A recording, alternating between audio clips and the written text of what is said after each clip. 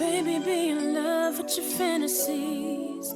I can be a star, make a sky so bright. Welcome to my dungeon, this is ecstasy. Let me play the fantasy. What's good, YouTube? It's your girl, Asia. And it's your boy, BJ. And we back like we never left. Shout out to everybody that's tuning in, that hit that thumbnail. Please just know that it's always a pleasure whenever we get together. And hey, I'm just glad to be here. And I think we're going to shake things up a little bit today. I really want to check this video out that one of our supporters has sent us. Really just to kind of get everybody's opinion, especially when I see a headline that says Jordan Peterson leaves atheist Bill Maher speechless on the Bible. And we all know Bill Maher, he's not the one to be speechless about a lot of things. Yeah. And I would really like to see this interaction between him and Jordan Peterson, because I always hear a lot of like controversial things about Jordan Peterson, and in this particular video, it looks like they're talking about the Bible, is what it says. Oh, man. So you know how that conversation can go. Yeah. All right? Yeah. So y'all, let's get locked and loaded. Let's lock in. Yeah, make sure y'all like, comment, subscribe, smash the notification bell so you don't miss any videos from Asia and BJ. And yeah, let's tap in. All right, let's check this out. So there's a very interesting idea that lurks behind the notion that you can establish a covenant with God. And well, I mean, the Bible is so well known, even by people who haven't read it. And by the way, a lot of the people who put their hand on it and love it so much have never read it. Certainly not all the way through. It's a big, long book. Yes, it is. It's full of mostly nonsense. Once in a while, it stumbles upon wisdom. I mean, it's. But come on, you got to give these people their due. It was written as, first of all, it's an anthology. I'm going to tell you a story. Okay. Tell me what you think about Bible story. This is Jordan Peterson's I love your Bible stories. Okay, this is a Bible story. So I've been looking at the story of Jonah. Yeah. Well, this is a story that you'll appreciate. So here's what happens to Jonah. He's just minding his own business, and then the voice of God comes to him, and the voice says, "You have to go to this city, Nineveh." Because everybody in Nineveh is like, they've strayed off the path, and I'm thinking about wiping them out. But you could maybe go there and tell them like how foolish they are, and they'll straighten up, and then I won't have to destroy the city. And Jonah thinks, there's no goddamn way I'm going to do that. First of all, Nineveh is a city of his enemies. Babylonia. It's a city that he's not allied with, and so he thinks, well, you guys can go to hell in a handbasket, and if God wipes you out, that's perfectly fine with me. Right. And then he also thinks, like any wise man would, it's like, I see, this is the task you have for me. It's like, there's 150,000 people there. I'm a foreigner. I'm going to go there and tell them how they're misbehaving, and that's going to work out well for me. So he thinks, to hell with that, like any sensible person would. And he doesn't say what he has to say, right? So then he hops on a boat, and he gets the hell out of there. Well, it turns out that God's not very happy if you're informed that you have something to say and then you don't say it. So the storms come and the waves rise, and now the ship's in danger. Okay, so what does that mean? Got in the whale. Yes, that's right. It means that if you don't say what you have to say when you're called upon to say it, you'll put the whole damn ship at risk. Now the soldiers figure this out, or the sailors, they figure out, there must be someone on the boat that like isn't right with God, and that's why we're in danger of being swamped. So they will go and ask everybody, and Jonah, to his credit, says, yeah, it's me. I had... The voice of conscience made itself manifest to me. I had a task to do. I refused it. I'm screwing things up. And the sailors actually try to save him, but it doesn't work, so they throw him overboard. Now you think, okay, Jonah's got what he deserves because he shut the hell up when he had something to say, and now he's going to die. And you think, that's pretty damn rough. And partly what that means is, if you hold your tongue when you have something to say, then you're going to put the ship at risk, and you'll be lucky if you don't die. All right, but that's not enough. That's not nearly enough, because that isn't all that happens if you don't say what you're called upon to say. So the next thing that happens is Jonah's drowning away. That's about as bad as it gets.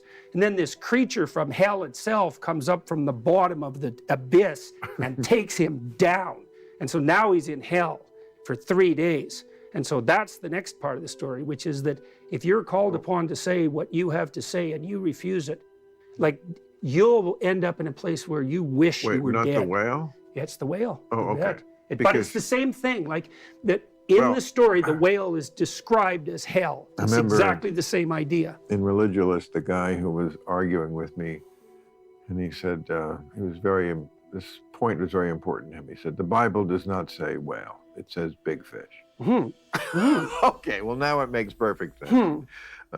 Yeah, well, it's the thing. Well, what it is, it's a representation of the thing that dwells in the dark. It's so interesting that you see the lessons in these, and I just always read these things as like super fucking stupid from the Bronze Age, you know, and obviously they were telling people something. I mean, whoever wrote this had a message in mind. Well, they were trying to figure out by telling stories how the state itself got corrupted. And this is one of those stories. So the story is, here's how the state gets corrupted. You're called upon to tell your fellow man, enemy or not, when they're not behaving properly. When your conscience tells you to do that, you're called upon to do that. If you don't do that, the whole ship will start to rock. But do you think the ancients who were reading this at the time, and they read the story about he gets swallowed by the big fish or the whale, you think they got this message? They were like, yeah, but what this really means is when you're called upon, excuse me, I'm talking, when you're called upon, then you step up and do it. No, I would say it's a step, and it's a dreamlike step in the developing of understanding. So before you fully understand something, you can represent it in a story, right? It's kind of halfway. A kid who starts to understand something by acting it out. They may. I mean, they may have gotten it, or they may have gotten it on an unconscious level. Right? They got it at an implicit level, which is what you, that's what you get when you watch a story, is you get it at an implicit level. And it's actually very powerful, right? I mean, when people go to movies, most of the time, most people, when they go to movies, don't sit around afterwards and discuss what the movie meant. They just enjoy the story. Right. But that doesn't mean they didn't learn anything. It just means they don't reflect on what they learned. Now, the people who... But the stories in the Bible are supposed to reflect like lessons, like teachings and lessons, and have some type of moral compass behind it. Right. And that's what he's teaching. That's what he's telling him right now when he's talking about this story about Jonah. Yeah. You know what I mean? So is he saying that, like, you know, his interpretation of it, Bill, is what I'm saying, is he saying like his interpretation of it was like kind of stupid, like when he read the story, like because he referred to as a big fish, like, or just the stories in general are just not... He's just talking about, I think he's talking about the Bible in general. Okay. So any and every, pretty much anything in it, to him, he said he's talking about like it being from like the old age, you know, outdated, or it really has no, to him, what he's saying, it just has no merit. That's what he's speaking about. Got you. Came up with these stories. They were telling the stories because the stories were really interesting. But the question, there's a deeper question, is, well, why the hell was that story interesting? And why was it remembered? And so what happens to Jonah is that he's in the whale for 3 days. And then he thinks, now I'm in hell. Okay, I'm gonna repent of my inadequacy. I'm willing to say what I have to say. So the whale spits him up on the beach. Then he goes to Nineveh and he tells everybody what the hell they're doing wrong, and God decides to spare the city. And so for me, this story encapsulates... It's a win-win. It's a little hard on Jonah.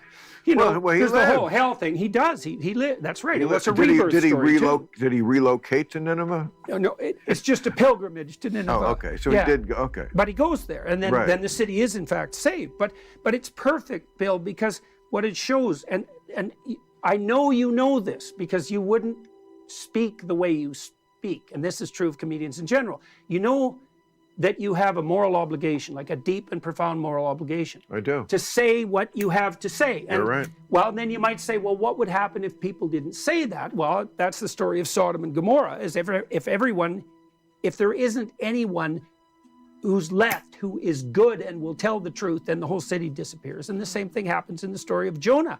So there's a very interesting idea that lurks behind the notion that you can establish a covenant with God.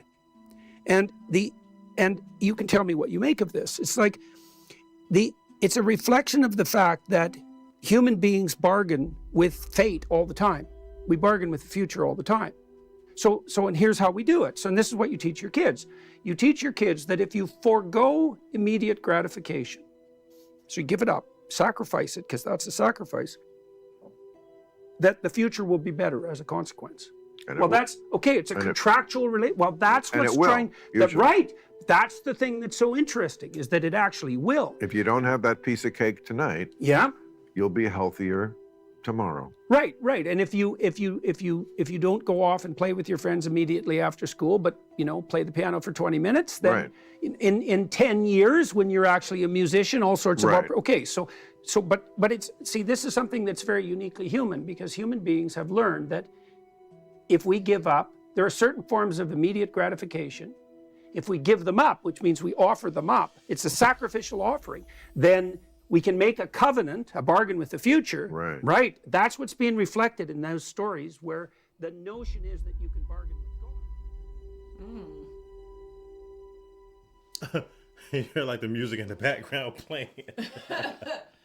Okay. It makes it so intense. Yeah, I'm just like, okay, I'm thinking they about to go at it. I thought they were gonna go at it too. I don't think he necessarily like left him speechless, but I mean there was something noble in what he said regarding this story about Jonah, about you seeing wrong things being done and you don't speak up or say anything. It's almost like when you seeing wrong things being done and it's like it's happening right next to you, and then you walk away and then later on that night you be like, dang, I remember that was going on and everything had happened and you think about all the cause and effect, the things that happened, and you're just like, maybe if I had said something to them, maybe it would have swayed everybody to do this rather than do that. Yeah. And I feel like that's what he's saying when he's talking about everybody is called upon. It's like that consciousness that's inside of you that that's telling you, hey, if you know better, you'll do better. If you know better, you should say something and speak up and speak out, because it's almost like if you don't speak up, it's almost like you're enabling it or you're okay with it happening. Or you're gonna leave everybody at risk, basically. That's and that's a good point too. Like the whole see something, say something thing, and it's just like you saw something that was really, really obviously weird, and then you didn't say anything, and then something bad happens, and it's like then you got to live with that guilt too. Like I feel like that part is what really sucks. Is like, dang, if I would have said something, or if I would have, shoulda, coulda, woulda, did something different or made a different move, like that kind of thing. And even going back to like these biblical terms and applying it to life right now in 2023. It's the exact same principle. Yeah. It's the exact same thing. It just has to do with your own internal morality at the end of the day. Exactly. Basically is what he's saying. And I feel like everybody has that same duty at the end of the day. Everybody don't have that same type of consciousness that's going to tell them, but it's there at the end of the day. And it's like, if you don't say anything, it's like you could be Jonah, and the whole town, the whole city is about to fall to destruction, and you're just watching it burn, when maybe you could have been the voice of reason to get on the megaphone and tell everybody, no, stop, this is how it needs to go. Right. If you turn, and you could have completely made thousands of people change their mind and rethink of how they're living or what they're doing, and you could really create something that's more positive, or get people to turn the cheek to do right. You know what I mean? And again, like what Jordan Peterson basically was telling him was this story from Jonah about speaking up and speaking out rather than holding it in, because I think everybody get that at some point in time. Whether you was in school back in the day and y'all was fighting and you let something go on and you're like, hey, I should have said something, and a lot of our parents will tell us that too. You should have said something. You should have spoke up. You should have spoke out. Right. And that's in society, period. When things are going crazy, things are wrong. I feel like us as a society have to do that more and speak up. I feel like people speak up, but like speak up for like the right reasons and get people to try to really do right. You know what I mean? That's basically what he was saying. But in the video, I didn't really see where he left him speeches or anything. That's what I was looking for, because I was like, Jordan Peterson made him speeches. I thought that was gonna be like a back and forth where they were gonna really get into it or something. Yeah. Well, I guess maybe because they were talking about the same story, and Jordan Peterson kind of explained it in a way where, he put it in a term where, like he said, like when you watch a movie, it's just like you learn something from watching the movie. It's basically him putting it into a different perspective, because the way that Bill made it sound was like, this is just, it's the Bible is silly, you know, like the stories in it. Yeah, he definitely, you can definitely tell he probably don't read the Bible. He probably ain't going, he probably ain't going to be reading no Bible anytime soon. Yeah. Okay. So y'all tap in and let us know what y'all think. What y'all thought about that down in the comment section as well. And absolutely, if y'all enjoyed it, give us a big thumbs up, like, comment, subscribe. I feel like I'm losing my voice.